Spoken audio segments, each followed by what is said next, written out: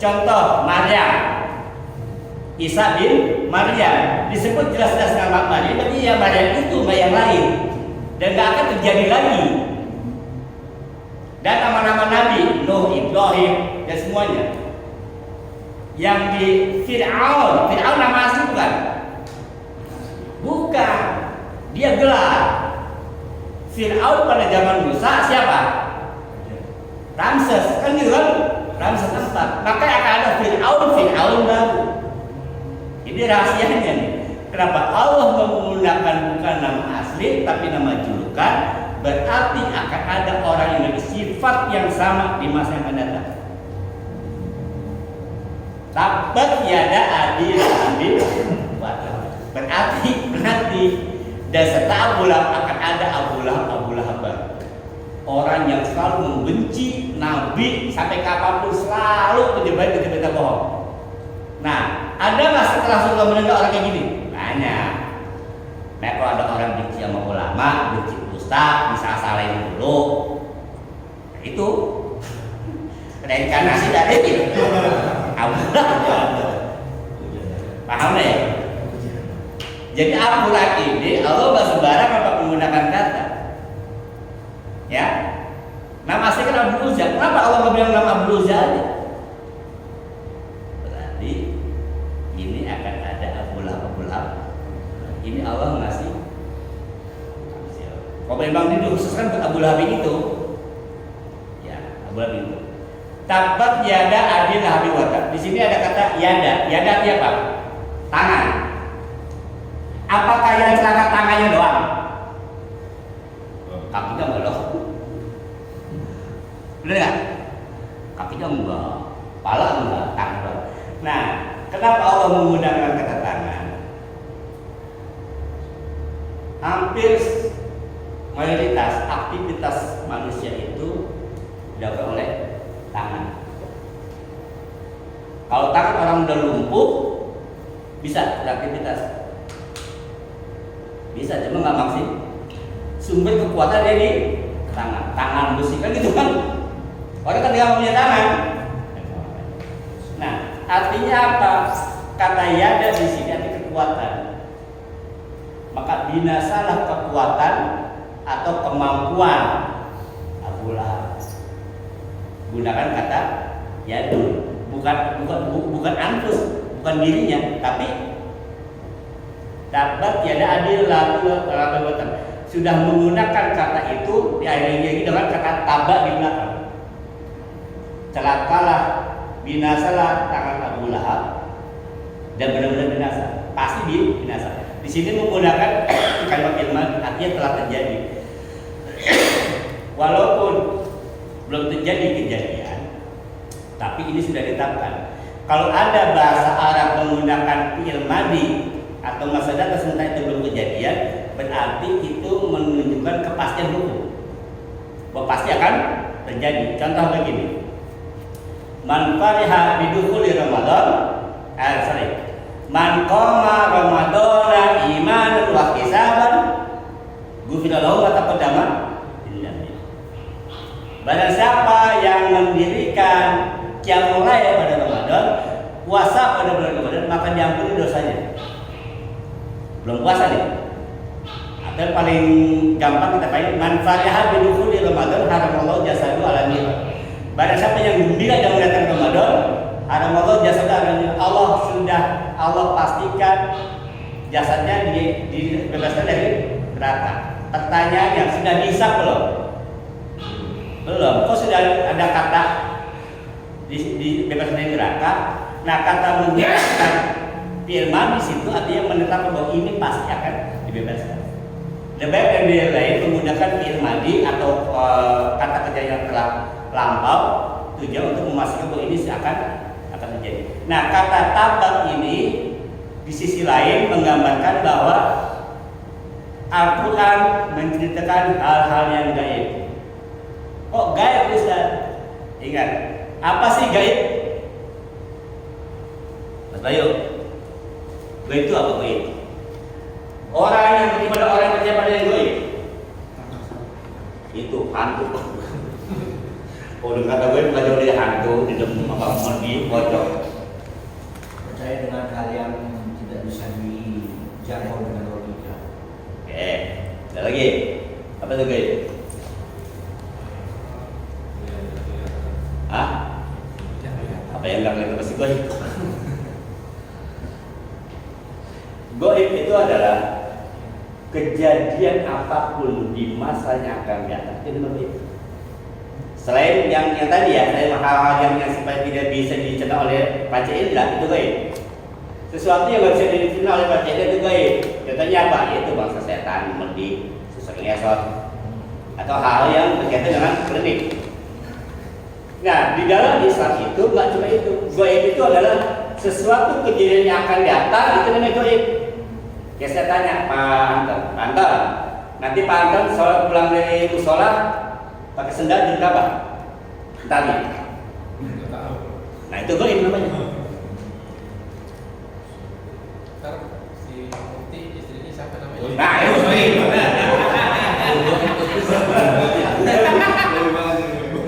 Jawab nggak? Nah itu gini deh. Jam berapa Mas Dani akan ambil tubuh Enda?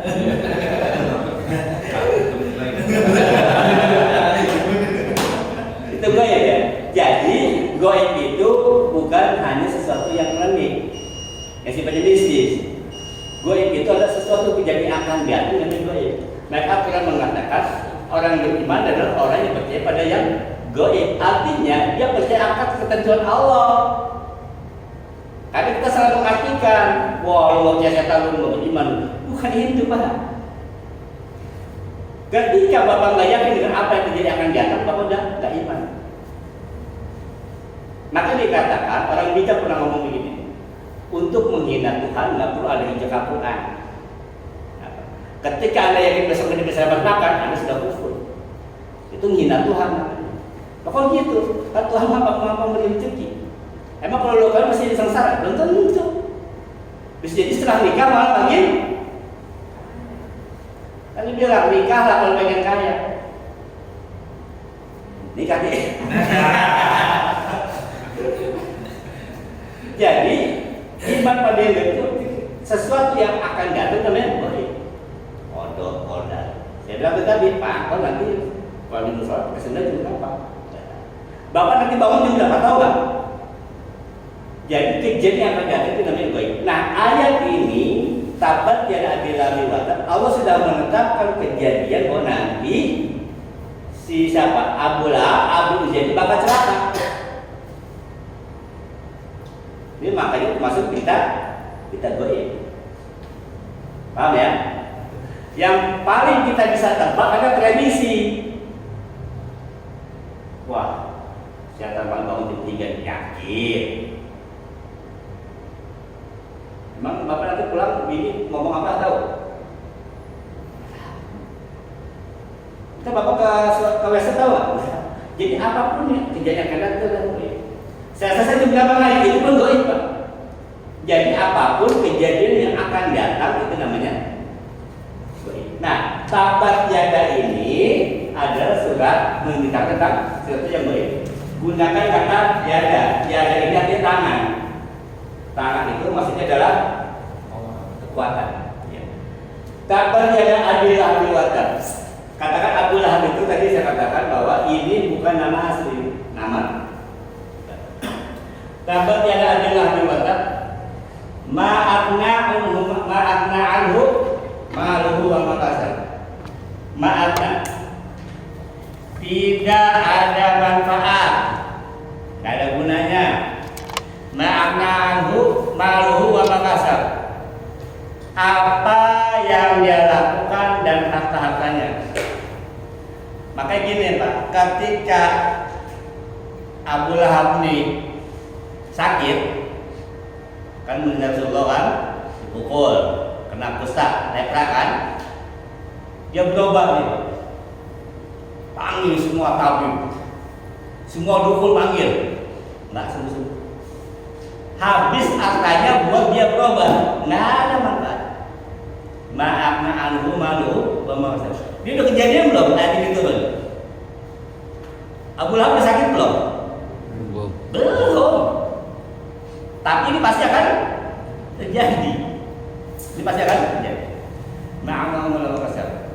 presiden, saya selanaron data lahap.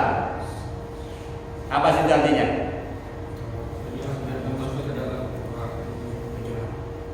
Akan masuk ke neraka makan api yang ya. Lahap. Ada lahap lagi kan?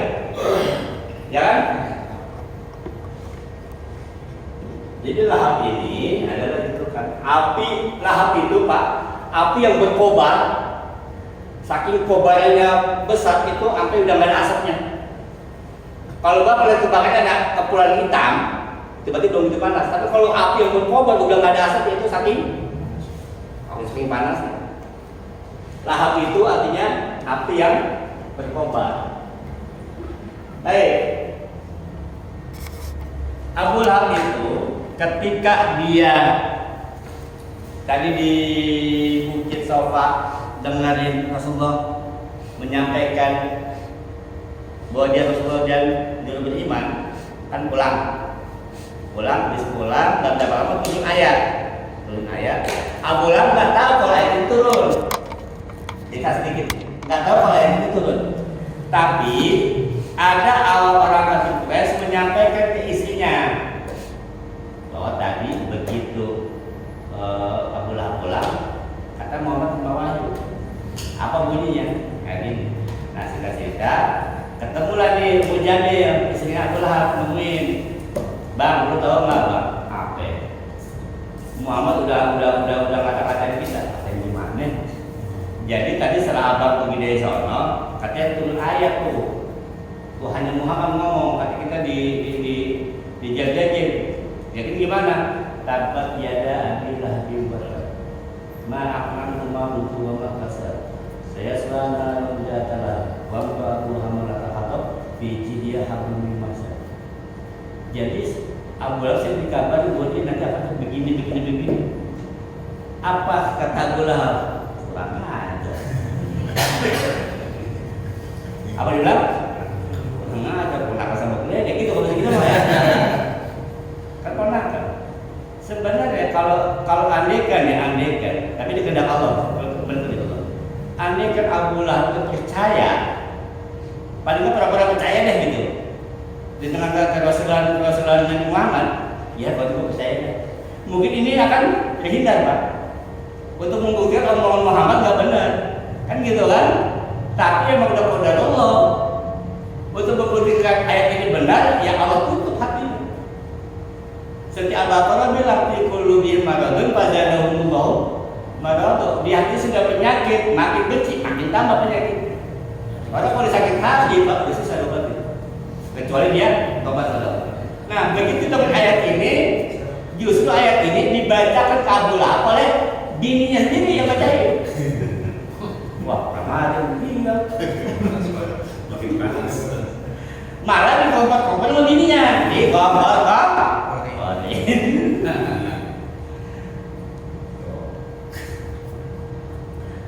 Wa mra'atuhu hammalat hatab. Di sini sebutnya wa mra'atuhu. Kenapa bukan langsung sebut namanya Ummu Jamil? Tapi menggunakan kata imra'atun.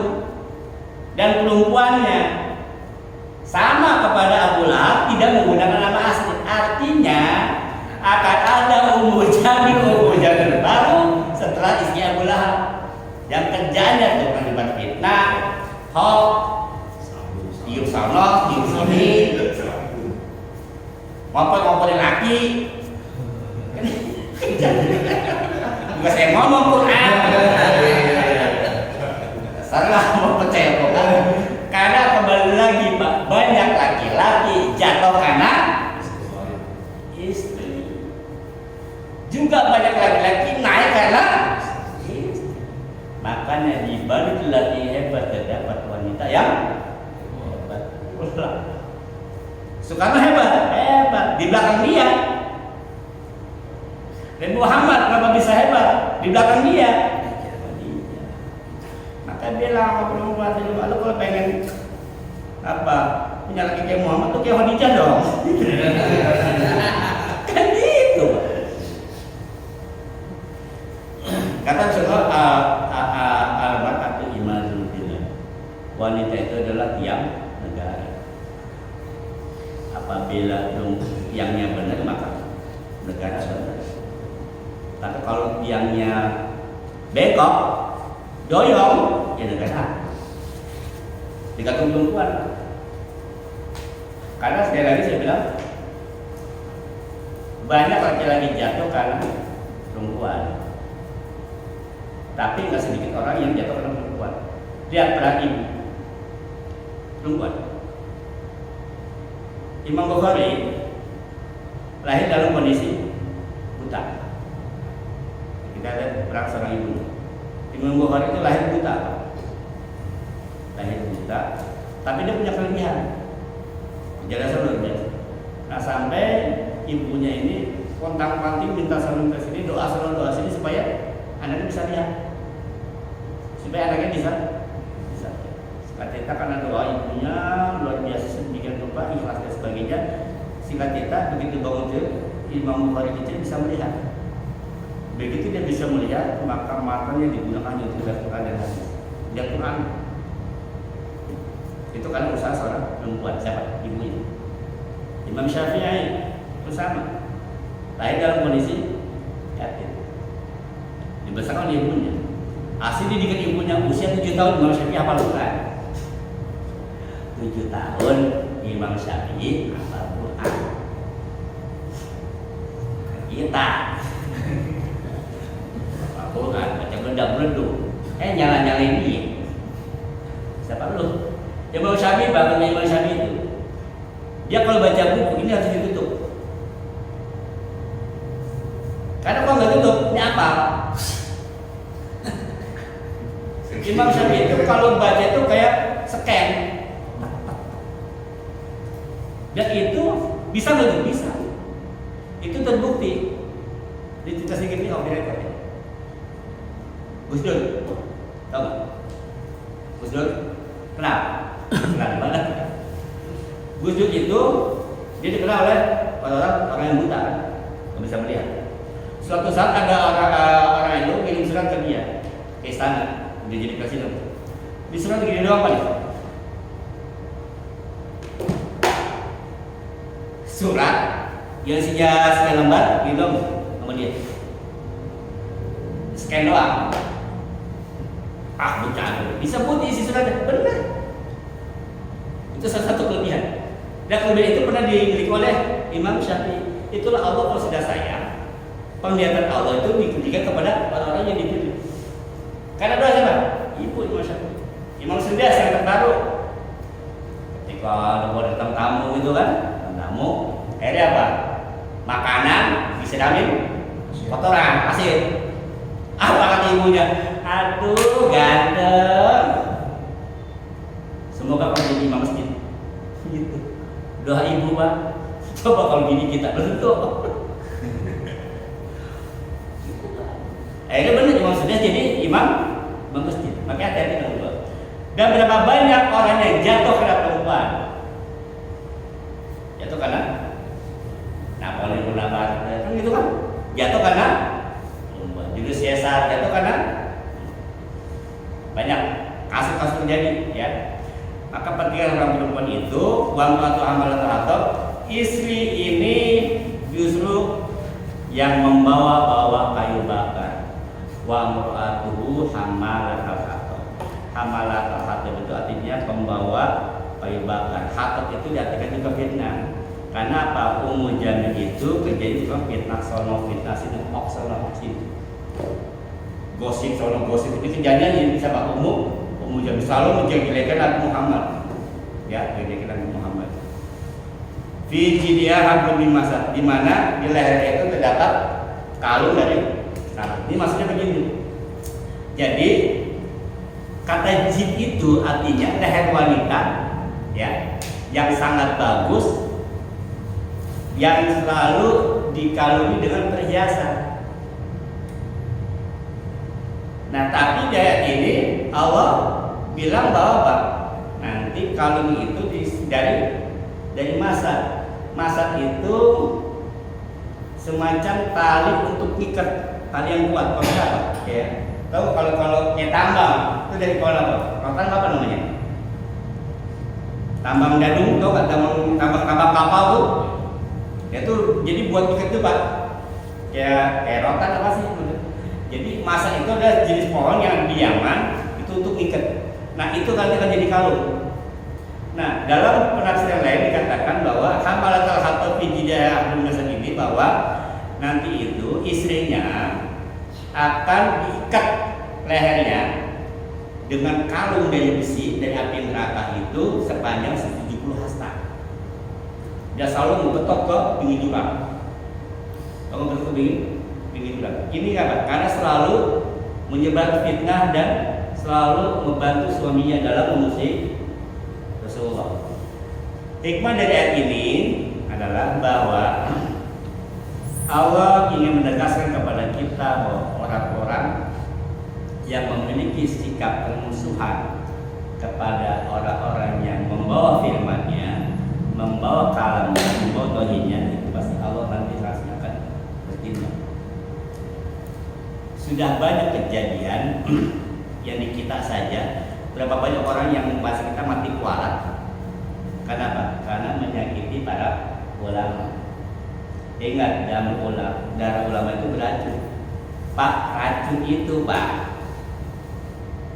nggak usah apa dikasih, bapak minum aja bapak mati. Jadi menyakiti ulama itu sama aja kita minum racun yang akan membunuh kita.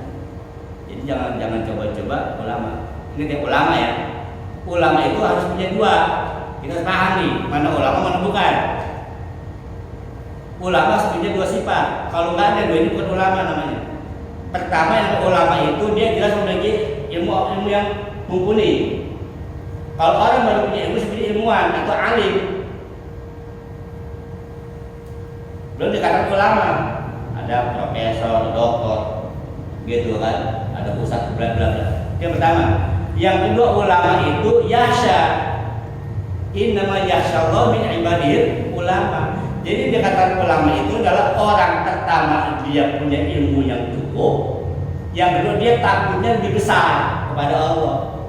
Kalau ada orang yang cuma punya ilmu tapi nggak ada takutnya, berani ngata-ngatain orang berani, jagain orang berani, seolah-olah dia hebat. Padahal ketika dia ngatain orang itu berarti dia sudah melanggar aturan Allah. Kenapa? Allah itu penuh kasih sayang. Kalau dia masih maki-maki, berarti Allah itu nggak dipakai. Karena ininya doang yang main, itu bukan ulama. Kalau orang jauh ilmu agama, kalau cuma bisa mencak-mencak doang, itu bukan ulama. Dia cuma orang alim, tapi bukan ulama. Kalau ada orang takut ya doang, kalau ada ilmunya juga bukan ulama. Takut aja gitu. Tapi nggak ada ilmunya itu bukan ulama. Nah, ulama dua, dia punya ilmu itu, dia takut sama Allah. Jadi kalau dia mau ngomong sesuatu, terus tidak takut sama. Kalau saya ngomong begini bakal nyakit juga. Allah senang apa enggak? Kalau saya begini, kira-kira bagaimana? Dosa apa enggak? Itu yang selalu dipikirkan. Tapi kalau orang cuma bisa, ini kadang-kadang cuma karena baju putih, pici putih, ilmu agama kagak ada, ibadah ulama. Ya kita malah ikut-ikutan. Nah, dari sini kita pahami bahwa siapapun orang yang menyakiti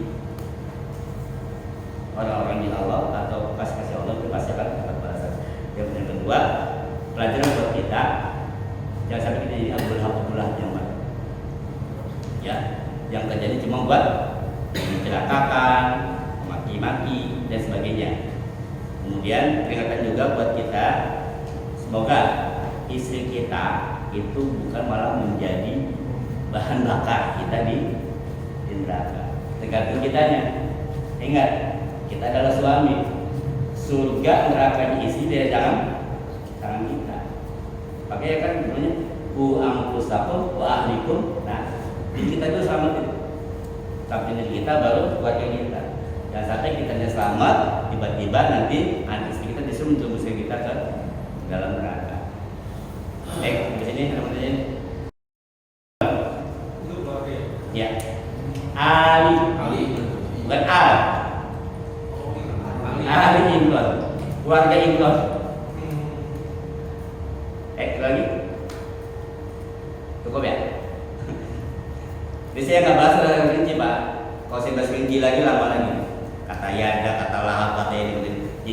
satu bahwa yang tadi saya katakan ya, semoga kembali lagi kita terhindar dari sifat-sifat unsur. Dan terakhir bahwa faktor kedekatan itu tidak menjamin orang selamat. Ini paman loh. Ini paman justru malah jadi musuh yang paling luar biasa. Maka saya bilang lebih gampang ngadepin orang tua daripada ngadepin keluarga. Kalau orang mah gampang Pak, orang lain nih macam-macam kita bisa ribut. Tapi kalau keluarga gimana? Aduh, adik sendiri, kakak sendiri kan gitu kan? Itu yang paling susah. Tapi Rasulullah bilang bahwa hidayah itu nggak pernah selesai. Ya, jangankan Abu Thalib saja Rasulullah nggak bisa nolong.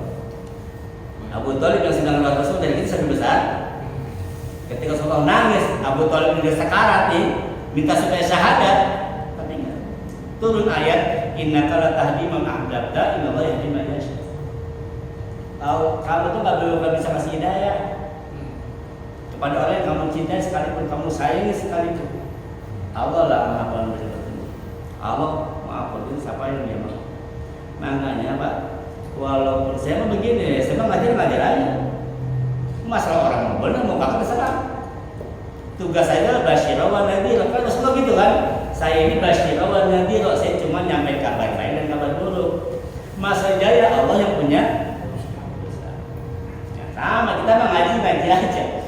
Ya kan? Masalah Nabi bagaimana kita usaha kita dan hidayah Allah Subhanahu wa taala.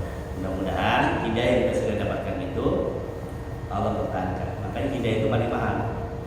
Jangan pernah tinggalkan doa apa?